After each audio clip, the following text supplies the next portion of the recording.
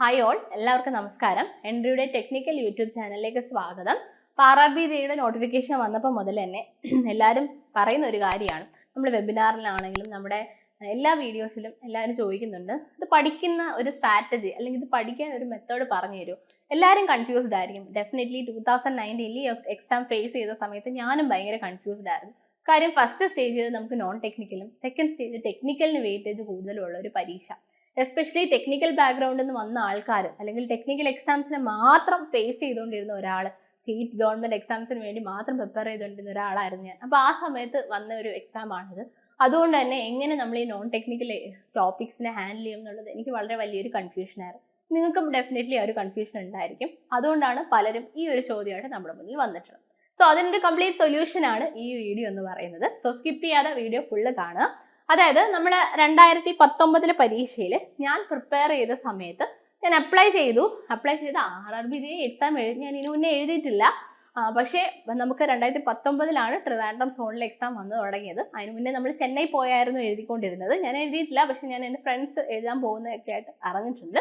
അപ്പം അന്നേരം അവർ എക്സാം കഴിഞ്ഞ് വന്ന് പറഞ്ഞ എക്സ്പീരിയൻസ് എൻ്റെ മനസ്സിൽ ചെറിയൊരു ഫെയ്ഡ് ഓർമ്മയുണ്ടായിരുന്നു. ഞാൻ 2019 നമ്മുടെ RRBJ എക്സാം അപ്ലൈ ചെയ്ത സമയത്ത് ഞാൻ എൻ്റെ പേഴ്സണൽ എക്സ്പീരിയൻസിൽ നിന്ന് ഞാൻ യൂസ് ചെയ്ത് സക്സീഡ് ചെയ്ത 2 മെത്തഡോളജിയാണ് ഈ വീഡിയോയിൽ നിങ്ങളുടെ മുന്നിൽ കൊണ്ടുവരുന്നത്. And I am definitely damn sure that ഇത് നിങ്ങളെ ഹെൽപ്പ് ചെയ്തിരിക്കും. 100% നിങ്ങളെ ഹെൽപ്പ് ചെയ്തിരിക്കും.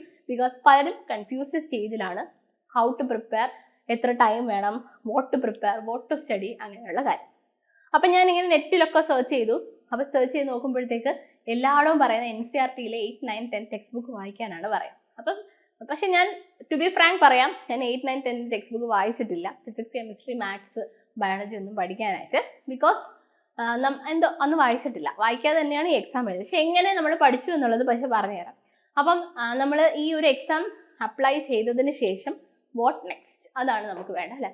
അപ്പം ഞാൻ എന്താ ചെയ്തതെന്ന് വെച്ച് കഴിഞ്ഞാൽ, അന്ന് പ്രീവിയസ് ക്വസ്റ്റ്യൻ പേപ്പേഴ്സ് കിട്ടാൻ ഭയങ്കര പാടായിരുന്നു. ബിക്കോസ് ആസ് എ ടോൾഡ് നമുക്ക് 2019 മുന്നേ ഇങ്ങനെ സോൺ വൈസ് എക്സാംസ് ഇത്ര ഇല്ലായിരുന്നു. അപ്പം നെറ്റിൽ നിന്ന് കുറേ സെർച്ച് ചെയ്തപ്പം എനിക്കൊരു 1-2 ക്വസ്റ്റ്യൻ പേപ്പർ കിട്ടി.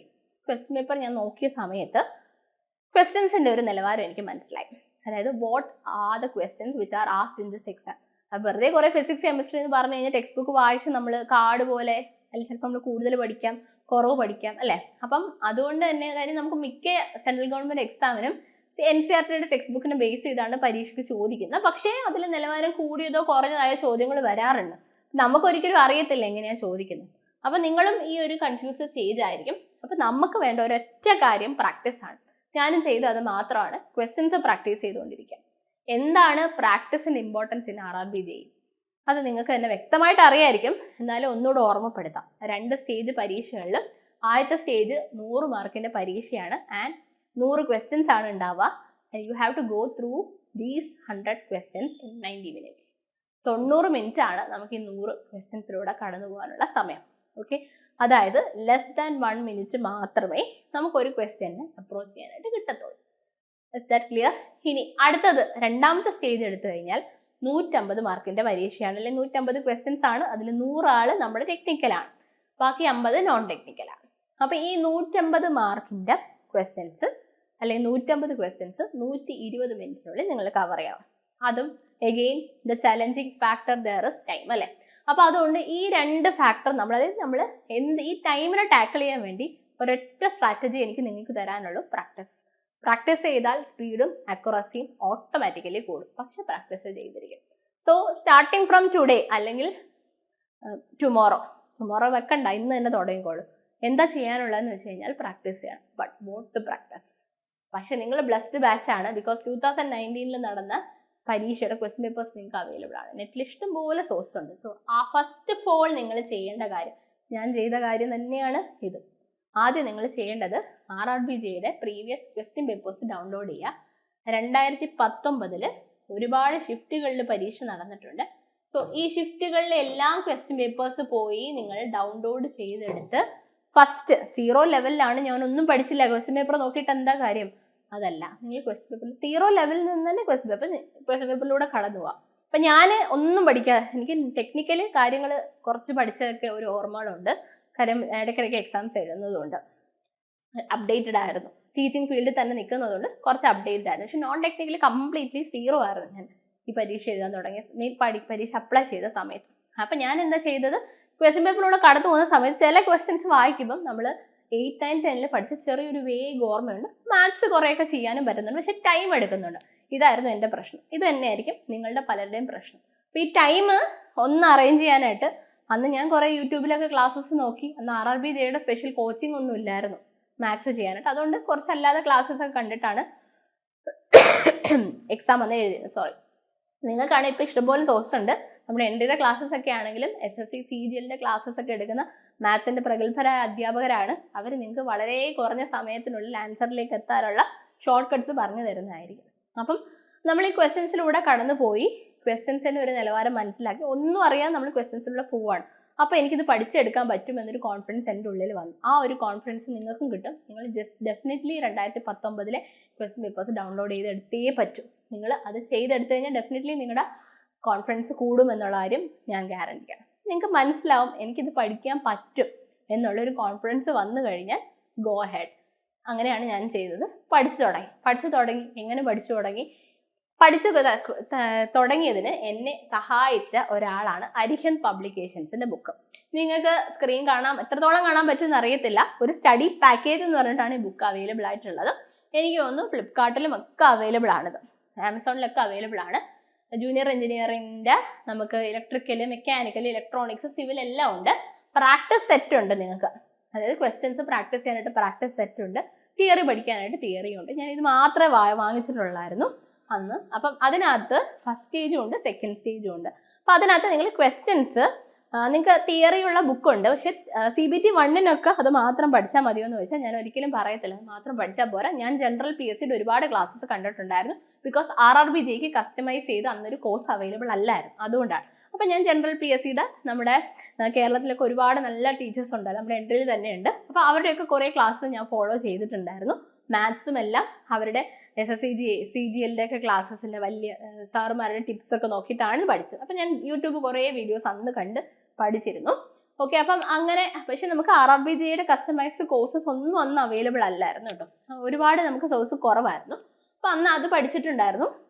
അത് CBT 1 അത് തന്നെയാണ് ഹെൽപ്പ് ചെയ്തത്. അപ്പോൾ CBT 1 പ്രിപ്പയർ ചെയ്യുന്നതിന് മുന്നേ പഴയ ക്വസ്റ്റ്യൻ പേപ്പേഴ്സിലൂടെ കടന്നു പോയിട്ട് ജസ്റ്റ് മേക്ക് ഷുവർ എങ്ങനെ ക്വസ്റ്റ്യൻസ് വരുന്നു. പിന്നെ ഈ ബുക്ക് പോയി വാങ്ങുക. ബുക്ക് വാങ്ങിക്കഴിഞ്ഞാൽ നിങ്ങൾക്ക് ഏകദേശം പ്രാക്ടീസ്, നിങ്ങൾ ഈ ഒരു തിയറി എവിടെയെങ്കിലും നമ്മുടെ നമ്മുടെ കോഴ്സ് ആണെങ്കിൽ കോഴ്സ് കണ്ടതിന് ശേഷം നിങ്ങൾക്ക് ഈ ഒരു പ്രാക്ടീസ് സെറ്റ് ചെയ്താൽ മതിയായിരിക്കും. അപ്പോൾ CBT 1 ഏകദേശം സ്ട്രോങ് ആണ്. ഇനി CBT 2 വരുവാണെങ്കിൽ CBT 2 എന്നെ ഈ അരിഹന്ത് പബ്ലിക്കേഷൻസ് ഒരുപാട് സഹായിച്ചത്. കാര്യം 100 മാർക്കിൻ്റെ ടെക്നിക്കൽ നമുക്ക് ഏകദേശം നമ്മുടെ കയ്യിലുണ്ട്. ബാക്കി ഒരു 50 മാർക്ക് അവിടെ കിടപ്പുണ്ട്. ആ 50 മാർക്ക് പോയാൽ പോയി. കാര്യം ടെക്നിക്കൽ നമുക്ക് കുറച്ച് തെറ്റ് കഴിഞ്ഞാൽ നമ്മുടെ മാർക്ക് കുറഞ്ഞു വരാം. നമ്മൾ PSC എക്സാം എഴുതുന്ന ആൾക്കാരാണ്. നമുക്ക് 40-50 മാർക്കൊക്കെ തന്നെ നമ്മൾ സ്ട്രഗിൾ ചെയ്യുന്നുണ്ടായിരുന്നു. അപ്പോൾ ആ സ്റ്റേജിൽ നിന്നപ്പോഴത്തേക്ക് നമുക്ക് ഒരു റിസ്ക് എലമെന്റ് എടുക്കാൻ പറ്റാത്തതുകൊണ്ട് ഈ 50 മാർക്ക് സേഫ് ആണെന്ന് എനിക്ക് തോന്നി. എപ്പോഴും ഞാൻ നിങ്ങളോട് പറയുകയാണ്, ഈ 50 നോൺ ടെക്നിക്കൽ CBT 2 നിങ്ങൾ വളരെ സേഫ് സോണിലേക്ക് കൊണ്ടുപോകും. സോ ഈ 50 മാർക്കിനെ ഡോണ്ട് ടേക്ക് ഇറ്റ് ലൈറ്റ്. ഈ 50 മാർക്ക് വളരെയധികം നിങ്ങൾ ക്വാളിഫൈ ചെയ്യാൻ വരെ സഹായിക്കും. അപ്പോൾ ആ 50 മാർക്ക് പഠിക്കാനായിട്ട് എനിക്ക് ആക്ച്വലി ഞാൻ ഒന്നും പഠിച്ചിട്ടുണ്ടായിരുന്നില്ല. പഠിച്ച സമയത്തൊക്കെ ഞാൻ ടെക്നിക്കലായിരുന്നു പഠിച്ചിരുന്നത്. അവസാനത്തെ ഒരാഴ്ച ഈ അരിഹന്ത് പബ്ലിക്കേഷൻസിനകത്ത് കമ്പ്യൂട്ടറും എൻവയോൺമെൻറ്റൽ എഞ്ചിനീയറിംഗും മാത്രമാണ് ഞാൻ പഠിച്ചത്. എൻ്റെ എക്സാം ഹോളിൽ ഒരുപാട് എന്നെ അത് സഹായിച്ചിട്ടുണ്ട്. അപ്പം അതുകൊണ്ട് തന്നെ ഈ 2 പാർട്ടിൽ നിന്നും ഒരുപാട് ക്വസ്റ്റ്യൻസ് എനിക്ക് അതുവഴി ഈ ഒരു ബുക്ക് വഴി മാത്രം ഞാൻ എഴുതിയെടുത്തിട്ടുണ്ടായിരുന്നു. പിന്നെ നിങ്ങൾക്ക് ഒരു പ്രശ്നമില്ല, ബിക്കോസ് നമ്മുടെ കോഴ്സസിൽ ഇതെല്ലാം ഡീറ്റെയിൽ ആയിട്ട് കവർ ചെയ്യുന്നുണ്ട്. ആൻഡ് എന്നാലും ഫൈനൽ ലാപ്പ് നിങ്ങൾക്ക് ഇപ്പോൾ ഒന്ന് വായിക്കണമെങ്കിൽ ഈ ഒരു ബുക്ക് റെഫർ ചെയ്യാവുന്നതാണ്. ഇത് എൻ്റെ my very own method of strategy അല്ലെങ്കിൽ പ്രിപ്പറേഷൻ ആണ് പറയുന്നത്. ആൻഡ് CBT 1 സമയത്ത് CBT 2 പഠിച്ചിട്ടുണ്ടായിരുന്നു, ടെക്നിക്കൽ പഠിച്ചിട്ടുണ്ടായിരുന്നു. യെസ്, ഓഫ് കോഴ്സ് ഞാൻ പഠിച്ചിട്ടുണ്ടായിരുന്നു. കാര്യം അപ്ഡേറ്റഡ് ആയിട്ടിരിക്കണം. നമ്മൾ ടീച്ചിങ് ഫീൽഡ് ആയതുകൊണ്ട് തന്നെ ടെക്നിക്കൽ കണ്ടന്റ് നമുക്ക് ഒരിക്കലും ഒഴിവാക്കി ഒരു ലൈഫില്ല, അല്ല ഒരു ഡേ പോലും ഇല്ല ടെക്നിക്കലിൽ എന്തെങ്കിലും ഒരു സാധനം വായിക്കാതെ. അപ്പോൾ അതുകൊണ്ട് തന്നെ CBT 1 പ്രിപ്പയർ ചെയ്ത സമയത്ത് തന്നെ ഞാൻ CBT 2 പ്രിപ്പയർ ചെയ്യുന്നുണ്ടായിരുന്നു പാരലലി. പ്രിപ്പയർ അല്ല, I was just keeping it updated. അതുപോലെ തന്നെ കുറച്ച് പ്രാക്ടീസ് ടൈം എല്ലാ ദിവസവും CBT നമ്മുടെ ടെക്നിക്കൽ കണ്ടന്റിന് വേണ്ടി മാറ്റുന്നുണ്ടായിരുന്നു. അപ്പോൾ നിങ്ങൾ ചെയ്യേണ്ടത് ഇത് തന്നെയാണ്. ഫസ്റ്റ് ക്വസ്റ്റ്യൻ പേപ്പർ ഡൗൺലോഡ് ചെയ്തെടുക്കുക. ക്വസ്റ്റ്യൻ പേപ്പർ ഡൗൺലോഡ് ചെയ്തെടുത്തതിന് ശേഷം ക്വസ്റ്റ്യൻസിൻ്റെ നിലവാരം മനസ്സിലാക്കിയതിന് ശേഷം CBT 1 പഠിക്കുക. CBT 1 പഠിക്കുമ്പോൾ CBT 2-നും ഡെഫിനറ്റ്ലി ടൈം ദിവസവും മാറ്റി വെക്കണം. ടെക്നിക്കൽ കണ്ടന്റിന് മാത്രം. ബാക്കി വരുന്ന 50 മാർക്ക് നോൺ ടെക്നിക്കൽ കണ്ടന്റ് ഇപ്പൊ പഠിക്കേണ്ട. CBT 1-ന്റെ റിസൾട്ട് വന്ന് CBT 2-ന്റെ ഡേറ്റ് ആവുന്ന സമയത്ത് ലാസ്റ്റ് 1-2 ആഴ്ചയിൽ മാത്രം കമ്പ്യൂട്ടറും എൻവയോൺമെന്റിലും പഠിച്ചാൽ മതി. ഇപ്പം അതിനുവേണ്ടി ടൈം സ്പെയർ ചെയ്യേണ്ട. ഇപ്പം fully focus you give focus on എന്താണ് ടെക്നിക്കലും അതുപോലെ തന്നെ CBT 1. എന്തായാലും നിങ്ങൾക്ക് CBT 1 ക്ലിയർ ചെയ്ത് CBT 2-ലേക്ക് കടക്കാൻ പറ്റും. അപ്പോൾ ഈ കാര്യങ്ങളൊന്നും മറക്കണ്ട. നിങ്ങളുടെ പ്രിപ്പറേഷൻ ഇത് യൂസ്ഫുൾ ആവുമെന്ന് വിചാരിക്കുന്നു. Thank you and all the best.